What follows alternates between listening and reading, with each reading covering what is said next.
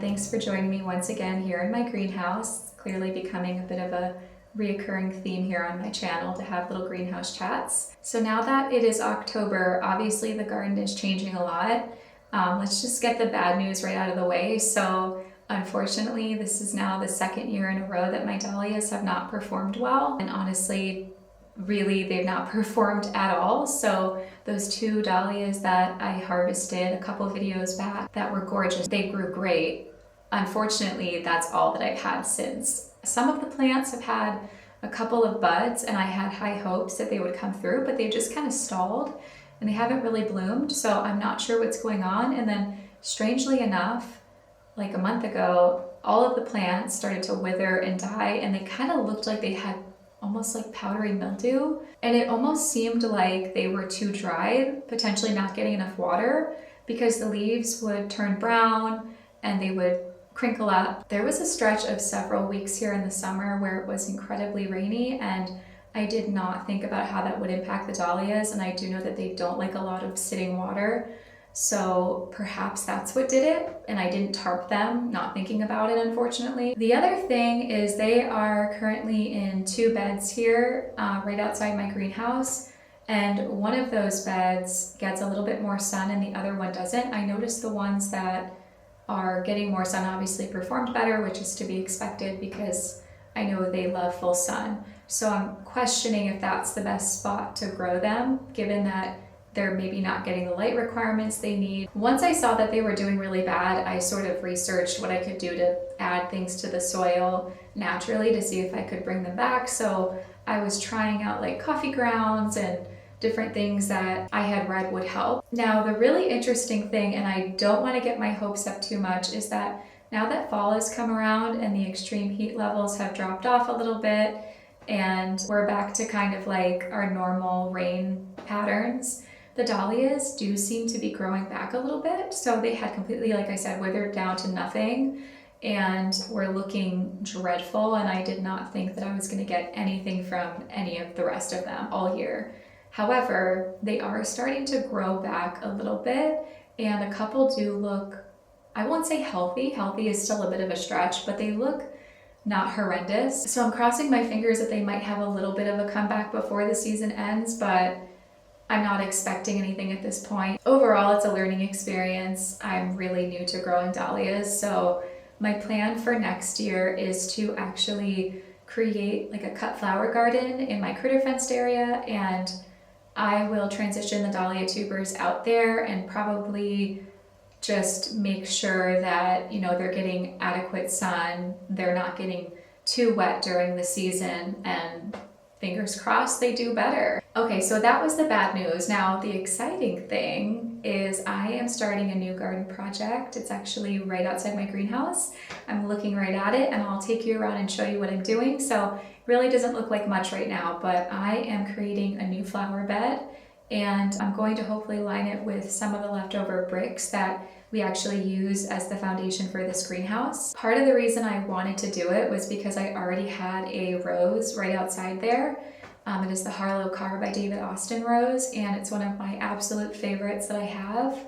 And honestly, she was just struggling around the grass, and I just didn't like that she was out in the middle of nowhere, so I wanted to create a whole bed there and add some more plants and kind of have a dedicated space. And yeah, I'm really excited to see kind of how it comes out. And like a crazy person, I dug up all of the grass for the bed in like 2 hours. I took advantage of a really rainy day, and the soil, because we have clay soil here, was nice and workable. So that's like the ideal time to get in there. The rest of the year, the soil, especially in the warmer months, turns to almost like a concrete substance, so it's very hard to dig. So I took full advantage of it and I dug out the bed. Once I dug the bed, I just laid down some weed covering fabric because the grass here will just grow right back up immediately. And in fact, I waited about a week to do that, and by the time that I came out here to lay the fabric, I noticed grass was already growing back. So it's kind of a necessity if I want to keep grass from invading the bed again and taking over. A plant that's definitely having a special moment for me right now are anemones. I did attempt to plant a couple last year, I think around the fall time, and it didn't go well. I don't know if they weren't getting enough water. I don't know if it was the spot and the sun, but they died pretty fast actually. I don't think they made it the first week. So that was pretty depressing and I kind of gave up for a bit. And then I went to Scotland. If you guys haven't seen that video, I highly recommend it. The Airbnb that we stayed at had a walkway right outside of it that was lined with anemones all down the path. And that was my first time really seeing them and seeing what they can be in a garden. And I was just blown away. It was like the most magical, beautiful thing I've ever seen, just ethereal almost. So I was like, I have to make these work. Like I'm so determined now to make these work. And I know from the very little I know about them that they grow pretty aggressively and potentially take over, but I'm not so worried about that because honestly, I could always use more cut flowers for a vase anyway. So worst comes to worst, I'm just really, dedicated to pruning them frequently, which is fine. But so I literally came home from Scotland and went straight to the garden center and was like, where's the anemones? For this bed right outside of my greenhouse, I only planted one because it's not a huge area. She's actually flowering right now and I'm really excited about it. This one was a lot easier. It had rained right before I planted her, so luckily she didn't dry up really fast and I only had to come out and water I think a couple times in that first week, and she seems to be doing okay. She looks a little wilty, but I think she's going to be good. She's right behind my Harlow car, so I think when she grows up and there's this really tall, display of white flowers as a backdrop to these light pink Harlow car roses, I think it's going to be gorgeous. So I'm really excited, and I have not decided what else I'm going to plant in that bed. So I do have some daffodils that are actually obviously under the soil. So I have to be mindful of that when I'm digging and planting in there. But yeah, I'm really looking forward to kind of planning out what that bed is going to look like and what flowers I'm going to put in there. So I will keep you updated on how that goes. And I think the next one is to find more plants, but I then need to figure out how I'm going to do the bricks. And I'll show you this in a minute, but the one struggle I'm having is there is a stump right in the right corner of the bed up against the edge. And so if I lay down brick, the brick is not going to be perfectly flush unless I somehow find a way to dig into the stump or remove part of it. And that stump is just too sturdy for me to do anything with myself. So I might have to get a little bit creative with the bricks and I might have to kind of start and stop them, which I'm not thrilled about, but I'll have to figure it out and I'll certainly take you along on the journey with me. So we'll see what I end up doing together. So here is the bed that I am building right outside my greenhouse. And as you can see, it looks pretty hideous right now with the tarp down and the bricks all over the place to prevent the tarp from blowing away. But I have hope that it's going to be gorgeous once it's done. And so here is my Harlow car rose, and she has several flowers that are ready to come in. And this is the anemone. And like I said, she's pretty wilted, but she does have blooms and she's so pretty. So I'm really excited. Okay, so let's talk about one of my other favorite subjects, which is antiques. There is a twice a year event here that goes on about an hour away, and it's this huge antique show, and it's on this gorgeous farm property, and they have multiple different buildings. They have a cute little, well, it's not little, it's actually massive. They have a massive greenhouse on their property.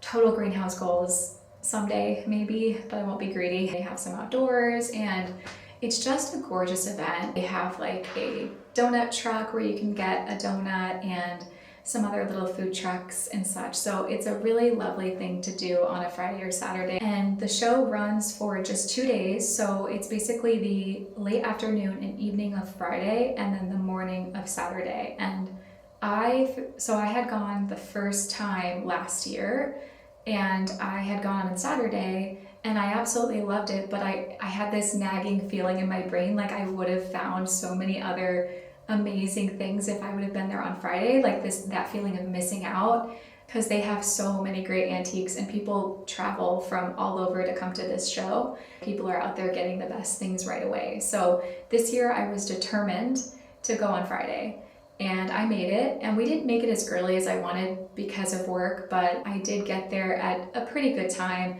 and I felt like there was a really great selection. So I found some amazing things. Not a lot of individual small things. I did get one really big thing that I'm really happy about. Too big to have in the greenhouse and show you, but I got a handmade table.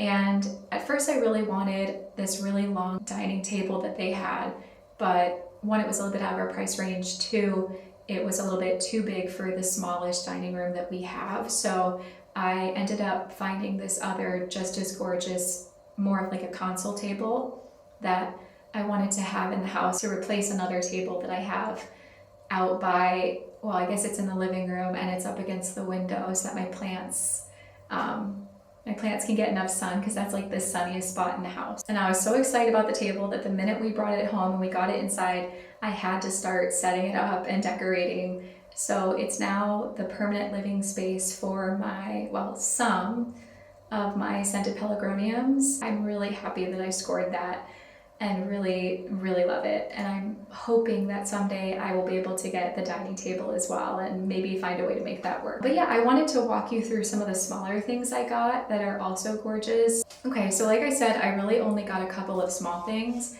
In fact, technically, I think it's 3 things. I guess if you count in categories, like I got a basket, I got a set of candlesticks, and I got a set of pumpkins. So 3 groups of things, but the first thing is this really adorable vintage wicker basket, and I have a soft spot for baskets, what can I say?